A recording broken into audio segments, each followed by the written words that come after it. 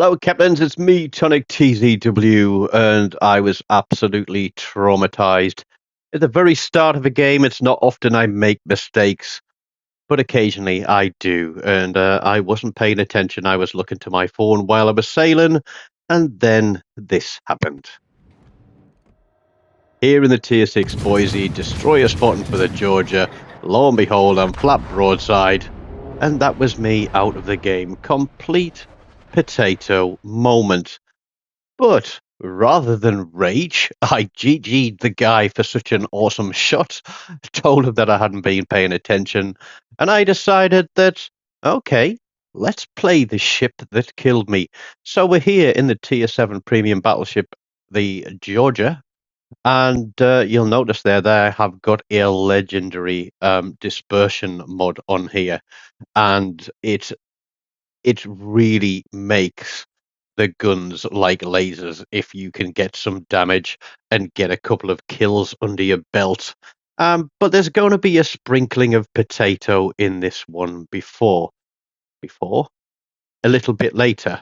um, but this is my build. We're running Sims with a Chino, and I think that's Azula in Colorado under there as well. Yes, it is indeed. Now, I just tinker with my builds. I don't go for mean builds. I try to find something that suits my play style, and I'll mix and match and see what I can come up with. So, we've got a battleship, a cruiser, and myself across here. And I know that people like to shoot from that gap across there. There's only the one destroyer. Now, the question is, where is the destroyer going to appear? I haven't played this ship in a long time, but I've played it a couple of times. I've got this game solo, but I've also got another video saved that I'm going to put online. It's going to be called Blood Brothers, because it was myself and Young Chopper, and we both took out the Georgia, and we had a jolly good time of it. So I'll get that one ready to go on the channel as well. Now, I'm going to put some shots across at that Brandenburg. I can't exactly see where he is, but for all I know, he might be sailing flat broadside, and I could land a shot without getting spotted. But it looks like all we're going to kill there is a few fish, but we do get 3,500 damage, so that's like one shell hit. It lets him know that he can be seen and he can be shot at. And expecting him to cross that gap there and hopefully be spotted, I'm going to get my guns ready. Now, a lot of you are probably thinking, oh my god, look at you. You are in reverse in a battleship at the start of the game. But look at where my range ring is. I have a lot of range. I can hit things quite a way away on the map. And that is going to be something that I'm going to use to my advantage, because I've also got open water that I can play with. Monarch there, Charles Martel, I think it is out to the right hand side. We can't get on that Monarch, we'll get to him a little bit later. And Charles Martel disappears again, and we're just looking for a target. Everybody seems to be hiding. The Brandenburg there has pushed back past the gap in the island without being spotted. There is the Sinop, he is pushing in. And there is the Charles Martel. So we're going to pop a couple of shots at that Charles Martel. He takes a tickle off somebody else. Monarch is still hidden away. He's obviously shooting through the center of the map with B-cap. And I'm expecting this Brandenburg to come rolling out, but he's playing cautious. Can't quite get that rear turret over there. So we're positioning to cover the majority of red team there in the center, to get shots on a push, but we're also keeping that back turret to the left in case that Brandenburg comes around the corner. And we're going to try and keep hitting these guys and stopping them from pushing. Again, I can't see what angle the Sinop is at, but we haven't really done a lot so far. So we decide we're going to push in a little bit closer, because the team doesn't seem able to keep those guys spotted. There's the Sinop. We've got a nice flat broadside there. 2 turrets, come on, 2 turrets across the top, there we go. We managed to get a couple of cap resets, but can we get a couple more? And there is the Brandenburg backing up again. So we do land another shot for another 6k on the Sinop. And now we're looking to get all turrets onto this Brandenburg. But we're going to get something juicy in just a moment. Always looking at the minimap. That's one thing that you will notice, whether or not you watch me on live stream or whether or not you're watching a video. I'll always be keeping one eye on the minimap to see what's going on. And here we go. We get this Iowa. He's spotted from the left flank. We can get shots across the top of that mountain there, thankfully. And this guy is going to get one hell of a wake-up call here, because this is going to absolutely chunk him. And given the fact we've done 60,000 damage, that's going to give us another 4% reduction in our dispersion. So a couple of stray shells and one good hit on the Iowa, and that's given us now what we're on. We'll be on 14% reduced dispersion.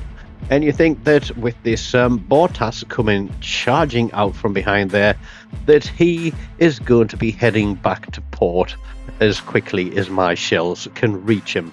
We're getting that back turret round. We're aware that we've got those ships still across there on the other corner. So here we go. He's coming out flat broadside at speed, all three turrets. This guy is going back to port. Actually, no, we're going to completely miss everything. So RNG does that guy a massive favor. How I missed everything at that range, I don't know.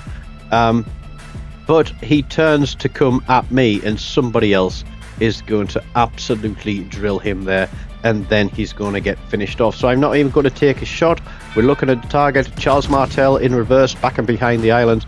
We put all three turrets at him. Things are starting to get hot, and we are going to knock that Charles Martel off the map with one through the Citadel, pushing us up to 72k. And the Iowa has pushed out. He is bow tanking the two ships that are in front of him, which puts him flat broadside to me. He's already taken two Citadels for 44,000 hit points of damage, and this is going to take, I think it's another 15 there, and that ends his game for him. We're almost 90, up to 90,000 damage, and now that, well, we don't really have an advantage. Red team have the advantage on caps because they're holding one and did have control of the other.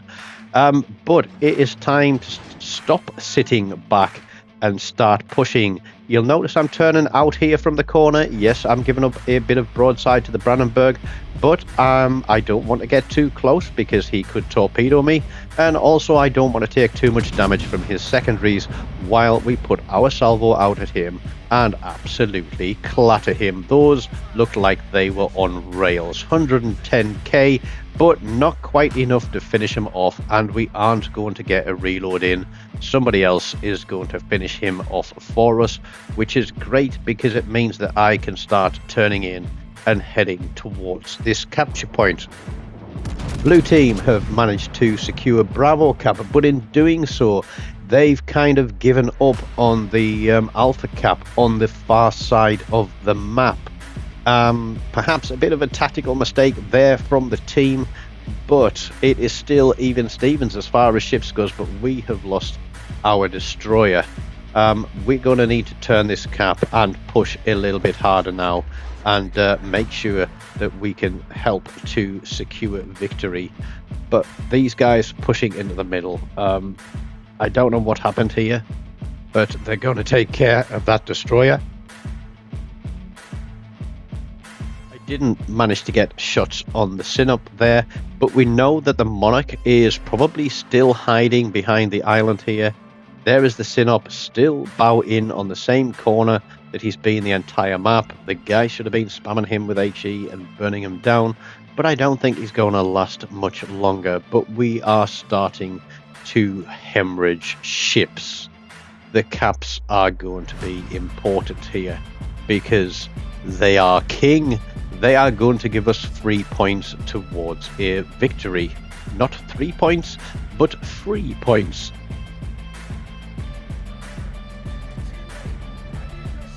I had to clear my throat there because I've only had 1 cup of coffee this morning and I'm not feeling exactly lubricated. But you'll see down on the bottom right hand corner of my screen that because we've got 2 kills, we've got that 4%, additional 4% reduction in our reload. I can't see what it is there. Is it 2 and 2? Or is it 3 and 2? I can't exactly see from sitting back here on the TV. My eyes ain't what they used to be.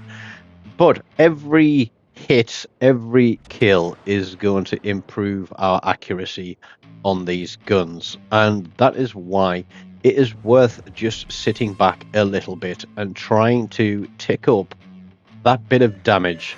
Not necessarily the kills, but hitting 30k, 60k, and 90k of damage is going to give us that little bit of an advantage later in the game. But as you can see with that Bortas, RNG hasn't exactly been ruling every single rule for us. We absolutely battered the Iowa, and then we missed a broadside cruiser, and we're going to get a similar rule as we push round on to this Monarch. I didn't really pay attention to the screen when I popped it up then, but there's a Nebraska and a Munchen, and I should have thought twice about what I'm going to do now, because I was expecting that with 3v3 that everybody would stick together, and there we go, flat broadside Monarch, and we barely do a tickle to him. The Algerie comes through as well, the Nebraska is there, and I'm going to waste a shot here. But our Algerie takes a bit of a clattering, and I'm looking, do I hit the Nebraska? Do I hit the Monarch there? Have we got the reload in? Gunlock doesn't come up on the target, and then we end up shooting a load of seagulls off the side of that island. And I'm thinking, I've got backup here. It's 3v3. Nope, the Monarch's gone. So it's 3v2. We've got the advantage. If we push, they can take these guys down. I damage control because the Munchen has set me on fire. That damage control prevents me from taking a flood from the Nebraska, which is absolutely awesome. So there's a game mechanic to be aware of. I'm looking at my heal. I've got 30 seconds, and as I said, this is going to have a sprinkling of potato, and it's going to come in about now, because I'm on fire again by the Munchen. I should have really thought about this a little bit more, but I decide that if I am going to go out, that I'm going to try and take this Nebraska for me. We go in for the front of a ship. We pick up a Confederate to go with our high caliber, and a Confederate and a high caliber are true signs that you have played your game, because that's 30% of the overall hit points of the red team, as well as taking at least 20% damage on 6 ships or more from the red team. So I don't play this ship often, but I'm playing as hard as I can, and I managed to take another torpedo. That one has come from the Munchen. The Algerie, I think it was, or was it the battleship behind me, picks up the Nebraska kill, a cheap and cheerful. I know that I'm dead. I'm going out. We put that back turret at the Munchen, but we go down. 153,000 damage. 2 kills. Could have potentially been 4 there with the Nebraska and the Brandenburg. But I'd rather somebody take the shot and take the kill and get rid of those guns from shooting at me, as the battleship absolutely pans the Munchen and ends the game with a victory for blue team. I did think they were a bit closer for me. That's the reason I decided to push. However, they decided to slam on the brakes, sit back, and let me take the punishment, go out of the game. And I don't blame them. I know I'm not going to blame them. But we get a well-earned second spot for the team there, and quite solidly beat the other 2 guys that survived the game and came in below us. So there we go, dealing with trauma in the best way possible by taking out the ship that deleted us, and then wreaking a little bit of revenge on red team with the same ship.